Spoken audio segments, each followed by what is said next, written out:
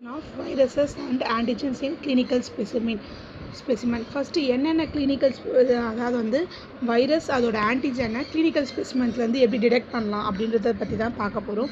First clinical specimens என்னென்ன clinical ஸ்பெசிமென்ஸ்லாம் நம்ம கலெக்ட் பண்ணலாம் அப்படின்னா, ஃபஸ்ட்டு டைப் ஆஃப் ஸ்பெசிமெனில் பிளட்டு வைரஸஸ் என்னென்ன வைரஸஸ்லாம் பிளட் சாம்பிள் எடுத்தால் நம்ம என்னென்ன வைரஸ்லாம் ஐசோலேட் பண்ண முடியும் அப்படின்னா, cytomegalovirus, enterovirus, herpes simplex virus, varicella zoster virus, rubella virus, arboviruses, hepatitis virus, retrovirus, human parvovirus, Epstein Barr virus, human herpes virus. இது எந்த அளவுக்கு எவ்வளோ பிளட் கலெக்ட் பண்ணோம் அப்படின்னா 5லேருந்து 10 ml வரைக்கும் ஆன்டிகோயாகுலேட் பிளட்டை நம்ம என்ன பண்ணோம் அப்படின்னா கலெக்ட் பண்ணோம். சீரமை செப்பரேட் பண்ணி ஃபார் ஃபர்தர் ப்ராசஸ்க்கு யூஸ் பண்ணிக்கணும். நெக்ஸ்ட்டு வந்து சிஎஸ்எஃப் ஸ்பெசிமன் வந்து எந்தெந்த வைரஸில் ஐசோலேட் பண்ண முடியும் அப்படின்னா, herpes simplex virus, varicella zoster virus, cytomegalovirus, Epstein Barr virus, human herpes virus 6, arbovirus and CJ virus. இதுக்கு 2லேருந்து 5 ml ஆஃப் சிஎஸ்எஃப் வந்து கலெக்ட் பண்ணும். எங்கே அப்படின்னா லம்பார் பங்க்சர்லேருந்து எதை வச்சு கலெக்ட் பண்ணோம் அப்படின்னா லம்பார் பங்க்சர் வச்சு கலெக்ட் பண்ணோம்.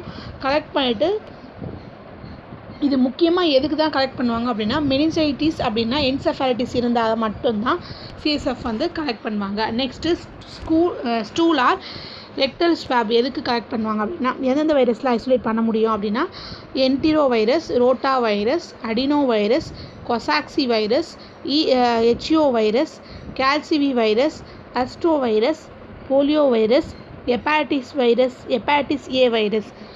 இதுக்கு எவ்வளோ கலெக்ட் பண்ணுவாங்க அப்படின்னா 2லேருந்து 4 கிராம் ஆஃப் லிக்விட் ஸ்டூல் வந்து கலெக்ட் பண்ணுவாங்க. நியோனேட்ஸ்க்கு மட்டும் என்ன பண்ணுவாங்க அப்படின்னா ரெக்டல் ஸ்வாப் வந்து கலெக்ட் பண்ணுவாங்க. நெக்ஸ்ட்டு சாம்பிள் வந்து யூரின் எதெல்லாம் ஐசோலேட் பண்ண முடியும் அப்படின்னா, cytomegalovirus, adenovirus, mumps virus, rubella virus, enterovirus. எவ்வளோ கலெக்ட் பண்ணுவாங்க அப்படின்னா 5லேருந்து 10 ml of freshly voided urine தான் கலெக்ட் பண்ணுவாங்க. அண்ட் அதர் டெக்னிக்காக சம்டைம்ஸ் கேத்தடர்லேருந்தோ என்ன பண்ணுவாங்க அப்படின்னா கலெக்ட் பண்ணுவாங்க. நெக்ஸ்ட்டு பயாப்சி டிஷ்யூஸ் ஸ்பெசிமன் எந்த வைரஸ்க்கு பர்டிகுலராக கலெக்ட் பண்ணுவாங்க அப்படின்னா, herpes virus and cytomegalovirus. Tissues ஸ்பெசிமனை கலெக்ட் பண்ணிவிட்டு in a sterile medium transport in medium in a container. Next வந்து ஆக்குலார் ஸ்பெசிமன் எதுக்கெல்லாம் ஆக்குலார் ஸ்பெசிமன் கலெக்ட் பண்ணுவாங்க அப்படின்னா, adenovirus, herpes simplex virus, varicella zoster virus, enterovirus, influenza, mumps, measles, Newcastle disease virus, pox virus. இதெல்லாம் என்ன பண்ணுவாங்க அப்படின்னா collect பண்ணுவாங்க. எப்படின்னா conjunctival swab, corneal scraping, ocular fluid கூட என்ன பண்ணுவாங்க அப்படின்னா இதை கலெக்ட் பண்ணியிருப்பாங்க. நெக்ஸ்ட்டு ஸ்கின் லீஷன்ஸ் ஸ்பெசிமன் வந்து ஸ்கின் லீஷன் இதுலேருந்து என்னென்ன வைரஸ்லாம் ஐசோலேட் பண்ண முடியும் அப்படின்னா, இன்ஃபெக்ஷன் இருந்தால் varicella zoster virus, herpes simplex virus, human papillomavirus, rabies virus and pox virus. Varicella lesion collect பண்ணுறது அப்படின்னா ஃப்ளூயில்டு லீஷனாக கலெக்ட் பண்ணிக்கிருப்பாங்க. கலெக்ட் பண்ணிவிட்டு சம்டைம்ஸ் வந்து ரேயான் ஸ்வாப் கூட யூஸ் பண்ணி என்ன பண்ணுவாங்க அப்படின்னா சாம்பிள் கலெக்ட் பண்ணுவாங்க. Next amniotic fluid CMV rubella 2 ml of amniotic fluid வந்து கலெக்ட் பண்ணியிருப்பாங்க. Next respiratory track specimen respiratory ட்ராக்கில் என்னென்ன வைரஸ்லாம் இருந்தது அப்படின்னா ஐசோலேட் பண்ண முடியும் அப்படின்னா, respiratory syncytial virus, influenza virus, parainfluenza virus, rhinovirus, adenovirus, coronavirus, cytomegalovirus, herpes simplex virus இதெல்லாம் கலெக்ட் பண்ண முடியும்.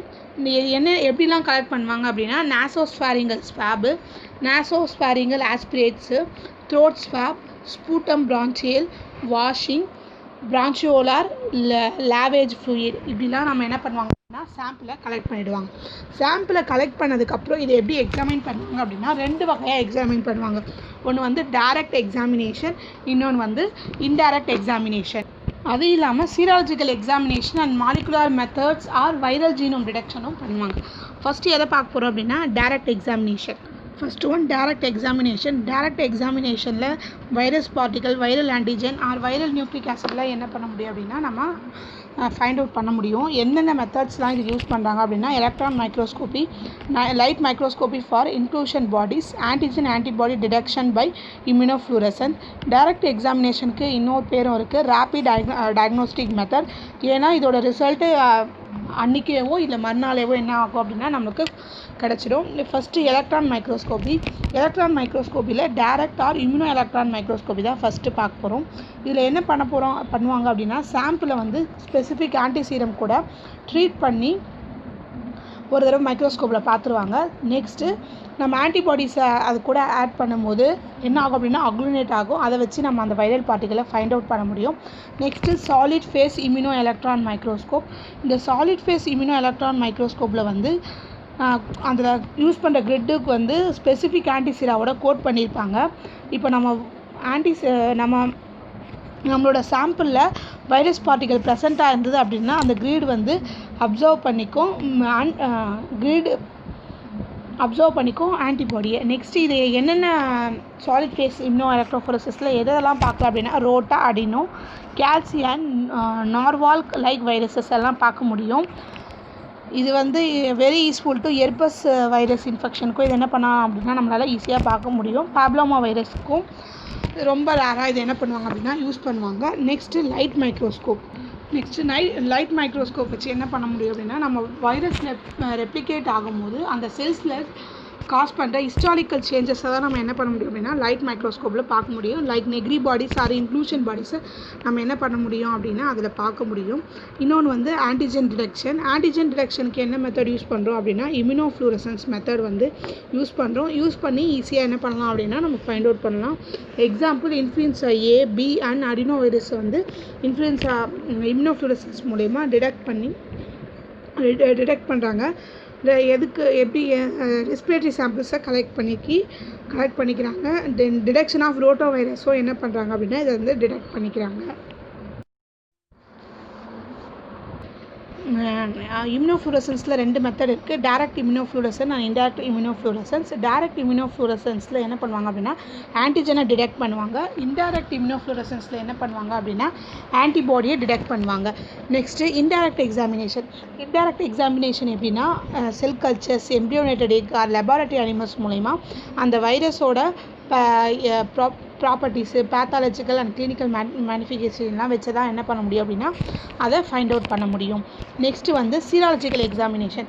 சீராலஜிக்கல் எக்ஸாமினேஷன் அப்படின்னும் போது நம்ம ஆன்டிபாடி அண்ட் ஆன்டிஜன் ரியாக்ஷன்ஸை வச்சு வச்சு பண்ணுறது தான் என்ன அப்படின்னா சீராலஜி டயக்னோசிஸ். இது ப்ரைமரி இன்ஃபெக்ஷன் ஐஜிஎம் வந்து மெயினாக டிடெக்ட் பண்ணுறது தான் இதோட மெயினான டார்கெட்டே. இந்த பிளட் சீரமை வச்சு எதெல்லாம் டெஸ்ட் பண்ணுவாங்க சீராலஜிக்கல் எக்ஸாமினேஷனில் அப்படின்னா neutralization test, complement fixation test, agglutination inhibition test, immunofluorescence technique, single radial haemolysis, radio immunoassay ELISA. இந்த மாதிரி என்ன பண்ணுவாங்க அப்படின்னா different types of serological examination பண்ணுவாங்க. நெக்ஸ்ட்டு என்ன பண்ணுவாங்க நெக்ஸ்ட்டு என்ன அப்படின்னா நெக்ஸ்ட்டு மாலிகுலர் மெத்தட்ஸ் வச்சு வைரஸோட எதை டிடெக்ட் பண்ண முடியும் அப்படின்னா ஜெனட்டிக் மெட்டீரியலை மெயினாக டிடெக்ட் பண்ணுறது தான் எதுக்கு யூஸ் பண்ணுறோம் அப்படின்னா மாலிகுலர் மெத்தட் யூஸ் பண்ணுறோம். Analysis of nucleic acid involve the separation of nucleic acid, annealing of nucleic acid by base pairing with noun sequence. Specificity and sensitivity are achieved in diagnosis by genome detection. மற்ற எல்லாத்தையும் விடவும் இதில் என்ன பண்ண முடியும் அப்படின்னா பர்ஃபெக்டாக இந்த வைரஸ் தான் டிசீஸ் காஸ் பண்ணியிருக்கு அப்படின்னு கன்ஃபார்ம் பண்ண முடியும். Nucleic acid probes are useful for the genomic diagnosis. So நம்ம ஆல்ரெடி வச்சுருக்க ப்ரோப்ஸ் வச்சே நம்ம என்ன பண்ண முடியும் அப்படின்னா ஜீனோமிக் டயக்னோசிஸ்க்கு யூஸ் பண்ண முடியும். மாலிகுலர் டயக்னோசிஸில் இருக்கிற இம்பார்ட்டன்ட் மெத்தட் எது அப்படின்னா பாலிமரேஸ் செயின் ரியாக்ஷன் PCR. நம்ம PCR பண்ணுறது மூலமா ஸ்பெசிஃபிக் சீக்வன்ஸை ஆம்ப்ளிஃபை பண்ணி அதை நம்ம ஈஸியாக அந்த வைரஸோ பாக்டீரியால் இன்ஃபெக்ஷனையும் ஈஸியாக டிடெக்ட் பண்ண முடியும். PCRல இருக்க முக்கியமான ரெப்ளிகேஷன் ஸ்டெப்ஸ் என்ன அப்படின்னா டீநேச்சுரேஷன் அப்போது என்ன ஆகும் அப்படின்னா DNA டியூப்ளெக்ஸ் வந்து என்னவா பிரியும் அப்படின்னா ஹை டெம்பரேச்சர் ட்ரீட் பண்ணும்போது பிரேக் ஆகும். அடுத்தது என்ன ஆகும், அனிலிங். அடுத்த ப்ராசஸ் வந்து annealing. Oligonucleotide primer to be separated strands. So என்ன ஆகும் அப்படின்னா ப்ரைமர்லாம் போய் பைண்ட் ஆக ஸ்டார்ட் ஆகிடும். நெக்ஸ்ட் என்ன அப்படின்னா பாலிமரைசேஷன். பைண்ட் ஆனதுக்கப்புறம் ஒரு நியூக்ளியோடைடும் ஆட் ஆகி ஒன் ஸ்டாண்டை வந்து டெம்ப்ளேட்டாக வச்சு இன்னொரு நியூ ஸ்டாண்ட் ஃபார்ம் ஆகும். So one cycle produce 2 DNA stand. ஒரு தடவை டீநேச்சுரேஷன் அனிலிங் பாலிமரைசேஷன் நடந்ததுன்னா அப்படின்னா ஒரு டிஎன்ஏ எத்தனையாக மாறி இருக்கும் அப்படின்னா 2 டிஎன்ஏவாக மாறி இருக்கும். இப்போது ஒரு எக்ஸாம்பிள் 35 சைக்கிள்ஸ் போச்சு அப்படின்னா நமக்கு 68 million copies of original DNA நமக்கு கிடைக்கும். இப்போது நியூவர் மெத்தட்ஸாக என்னென்ன ஆம்ப்ளிஃபிகேஷன் மெத்தட்ஸ் யூஸ் பண்ணாங்க அப்படின்னா RT-PCR, அதாவது ரிவர்ஸ் டிரான்ஸ்கிரிப்டேஸ் PCR. எதுக்குன்னா ஸ்பெசிஃபிக்காக RNA வைரஸை டிடெக்ட் பண்ணுறதுக்காக. நெக்ஸ்ட்டு பிரான்ச்டு டிஎன்ஏ, இது எதுக்கு யூஸ் பண்ணுறாங்க அப்படின்னா magnification of a signal detection molecular rather than the target. அதாவது வந்து நெக்ஸ்ட் வந்து nucleic acid sequence based amplification. இது எதுக்கு யூஸ் பண்ணுறாங்க அப்படின்னா RNA ஆம்ப்ளிஃபிகேஷனுக்கு தான் யூஸ் பண்ணுறாங்க. இது என்னென்ன என்சைம்ஸ் யூஸ் பண்ணுவாங்க அப்படின்னா reverse transcriptase, RNase, T7 RNA polymerase, இந்த மாதிரி என்சைம்ஸ் யூஸ் பண்ணுவாங்க. இது மூணுமே என்ன மெத்தட் அப்படின்னா இப்போ நியூவராக கரண்ட்டில் யூஸ் பண்ணிகிட்டு இருக்க methods. Serological examination, detection of rising titers of antibody between acute and convalescent stage of infection, or the detection of IgM in primary infection is called serology. Blood serum is used in the examination. Some example of serological test such as neutralization test, complement fixation test, hemagglutination inhibition test, immunofluorescence technique, single radial hemolysis, radioimmunoassay and ELISA. Neutralization test defined as a loss of infectivity through reaction of the virus with specific antibody. Virus and serum நல்லா mix பண்ணி particular கண்டிஷனில் அது cell culture egg or அனிமல்ஸில் inoculate பண்ணுறாங்க.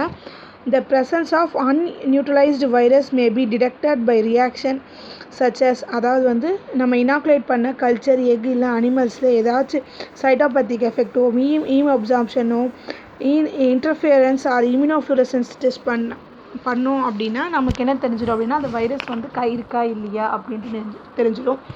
Next complement fixation test.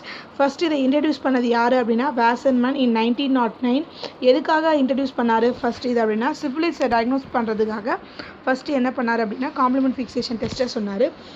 இது வந்து ரொம்ப simple test. 2 antigens and antibody ரியாக்ஷன்ஸை வச்சு பார்க்குறது. First 2 test tubes are taken. Antigen is added to both tubes. Test serum is added to one tube. If antibody is present, antigen-antibody complex is formed. When complement is added, if antigen-antibody complex is present, it fixes complement and consume it. Indicator cells and anti-erythrocytic antibodies are added. If the complement is present, the indicator cell will be lysed. If the complement is consumed, no lysis of cell, positive result. Single radial immunoassay இதை மெயினாக எதுக்கு detect பண்ணுறதுக்கு use பண்ணுறாங்க அப்படின்னா rubella and mumps வைரஸை detect பண்ணுறதுக்கு use பண்ணாங்க. இதில் வந்து டெஸ்ட் சீரா வந்து ஒரு ஒரு பிளேட் கண்டெய்னிங் பிளேட்டில் ஆட் பண்ணுறாங்க. அந்த பிளேட்டில் என்ன பண்ணியிருப்பாங்க அப்படின்னா rubella antigen coated RBC and காம்ப்ளிமெண்ட்டையும் ஆட் பண்ணியிருப்பாங்க.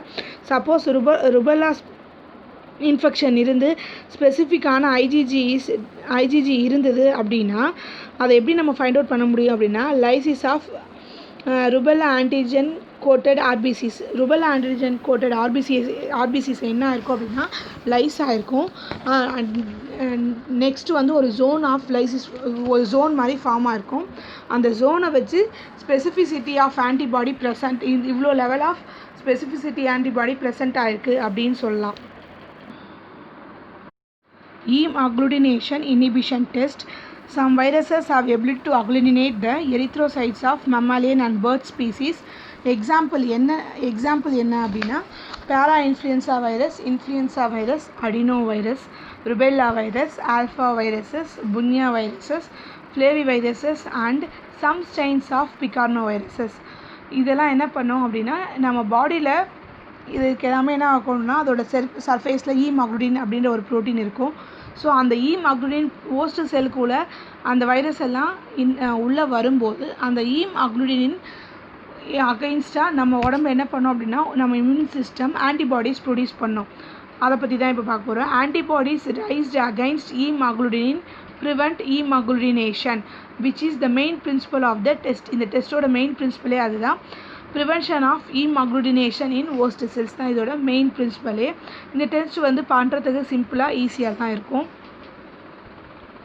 ப்ரொசீஜர்: பேஷண்ட் சீரமாக டைல்யூட் பண்ணோம். எவ்வளோ கான்சன்ட்ரேஷன் அப்படின்னா 1:8 to 1:1000 24 fold with bovine albumin Vernal buffer கூட என்ன பண்ணோம் அப்படின்னா டைல்யூட் பண்ணோம். டைல்யூட் பண்ணதுக்கப்புறம் அதில் இருக்க நான் ஸ்பெசிஃபிக் வைரல் இனிபிட்டாஸை வந்து ரிமூவ் பண்ணோம். எப்படி ரிமூவ் பண்ணலாம் அப்படின்னா பொட்டாசியம் பெரோடியேட் ஆர் ஈட் மூலயமா நம்ம என்ன பண்ணோம் அப்படின்னா ரிமூவ் பண்ண முடியும். நெக்ஸ்ட்டு வந்து சீரம் வந்து ஆட் பண்ணோம் with a fixed amount of viral agglutinin add பண்ண மைக்ரோடைட்ரி பிளேட்டில் சீரம் ஆட் பண்ணோம். கூடவே என்ன ஆட் பண்ணோம் அப்படின்னா எரித்ரோசைட்ஸ் ஆட் பண்ணோம். ஆட் பண்ணி இன்குபேட் பண்ணோம். இன்குபேட் பண்ணதுக்கப்புறம் என்ன ஆகும் அப்படின்னா இந்த ப்ரெசன்ஸ் ஆஃப் ஆன்டிபாடி இருக்குது அப்படின்னா virus form a complex with antibody leaving the erythrocytes alone. நம்ம ஆட் பண்ண எரித்ரோசைட்ஸ் என்ன பண்ணோம் அப்படின்னா தனியாக விட்டுரும். Antigen in viruses compete for antibody more than that for erythrocyte. So there is no agglutination. First வந்து ப்ரெசன்ஸ் ஆஃப் ஆன்டிபாடி இருந்தது அப்படின்னா காம்ப்ளெக்ஸ் ஃபார்ம் ஆகி என்ன ஆகும் அப்படின்னா எரித்ரோசைட்ஸை தனியாக விட்டுடும்.